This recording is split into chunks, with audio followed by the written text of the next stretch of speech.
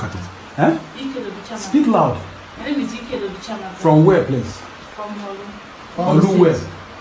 Huh? I'm from Imo. Imo State. Imo State, yes. Olu Yes. town from Imo State. Yes. How long have you been in Ghana? Just less than 1 month now. What is your name? My name is Asos Divine. Divine. Yes. How old are you? I'm 16 years old. 16 years. My God. How long have you been in Ghana? To the 7th of this month will make me 2 months. 2 months. You are from Imo State. Yes. What is your name? My name is Odrupe Olebimiraku. I'm from Imo State. That was South. Sorry. that was south. Sorry. You will be fine in Jesus' name. God will take care of you, my children. What is your name, sister? My name is Selina Danjuma from Plateau State. Oh, mommy. How old are you? I'm 18 years. How long have you been in Ghana? 7th of this month will make me 2 months. Oh. My name is Odrupe Olechukwu. Speak now, please. My name is Odrupe Olechukwu. Where are you from? Imo State. How old are you? 16 years. 16 years. Stand up, let me see you. My brother, this 1, 2, 3, they are the same mother, the same father. 3 of you are from the same mother. The same father. The same father. Have you spoken to your parents? Where are your phones? This is our phone. You're taking all your phones. Who brought you to Ghana? His brother. The brother. The brother of this person. The brother of this one. Okay. So you are from Imo State. 16 The years. same mother, the same father. 14th October, make me 16 years. Jesus Christ. So you are still 15 plus. 15 plus. And you have been in Ghana. And what have they been doing to you? They take you out to see men. To see men. And they pay you. No, they don't pay me. Any money we work, they keep you. We give them everything. 15 years. Everything.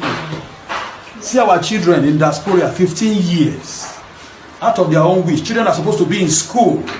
These are the great future leaders of Nigeria in diaspora. 15 years. 3 children from one father, same mother from Imo State. That's it. Dalukwan domano egenti. Ekene mwoke kene nwai. Wesindu mmiri ndụ azụ. Asị m mmiri aka na mazụ ọnwụna. Nke onye chiri onye azụ elu. Ama m na iwọchị ya bụ ife onyonyo. Iwọchịchara ya ka eke obi dị gị. Ihe anụ a bụ ihe bad government na bad leaders subject our people into. Not only that, our parents, ndị nna na nne, and the guardians have also failed our children. Ụfọdụ n'ime unu na-afụta most of mpụ na awụwa na-eme kịta as a civilization. Ụfọdụ na-afịa as mmadụ ịwa anya or mmadụ ịma wasọ.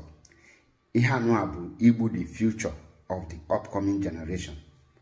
Before you marry ihe na-eme, our people amazi na-enwe age nwata na-etolu before malụ nwoke, or n'onwe age mmadụ ga-etolu before mee some certain things dị aṅa. Ihe unu fụ kịta essentially ịjụ ndị Igbo especially bụ why ndị Igbo njiwe na-agba over speed, it take over in every evil and every negative things na happen in the world. Ndị Igbo na-adị well, that is ha na-eme na practice ọsịsọ. Enwelozi ihe dịka nsọ Igbo, ihe ji malụ ndị Igbo. Esọzọ chọrọ ịjụ ndị kpọ ndị nkịta wee kpọpụ ha bụ ọpụta na unu afụlọ ndị topugolu agbọgọ, ndị kagolu nka tolugolu agbọgọ ihe eji nwoke eme, ihe eji nwaanyị eme, o ji wee bụrụ ụmụ ntakịrị ọna. Malụkwanụ anọkọma sọpọtụ ihe dị ọna in any way, but at least enwere ife na-ebe n'anya ịmalụ yes na onye anụa ma ife ọ na-eji ime. Inu ụmụazị nụ anyị ya ụmụazị dị kịrịkịrị, and in this their age now, gịnị ka ndị agasị gị na ha pass go in life. These people enwebeghị mgba ha gba ka o wee bụrụ na ha make nwụlozie.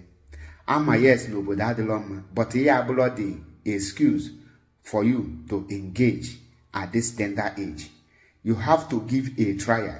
Mgbe try gị dezobozie na ime ekiri, a malusia that no condition push you, but at this level, at this age, or block condition, or below condition, or bad influence and the bad orientation and the society have found the way into.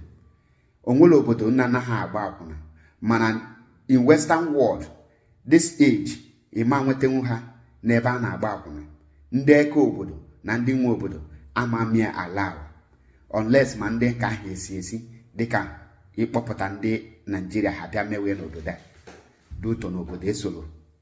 Achọrọ m igbu ọtụtụ oge mana jụọ onwe gị ese ọ bụ aka anụ a ka anyị ga-eji wee hand ya over our next 2, 3, 4, 5 generations nka na-abịa abịa.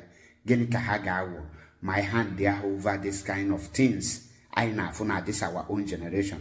Ka ihe ha ga-awụ n'ọdịnihu?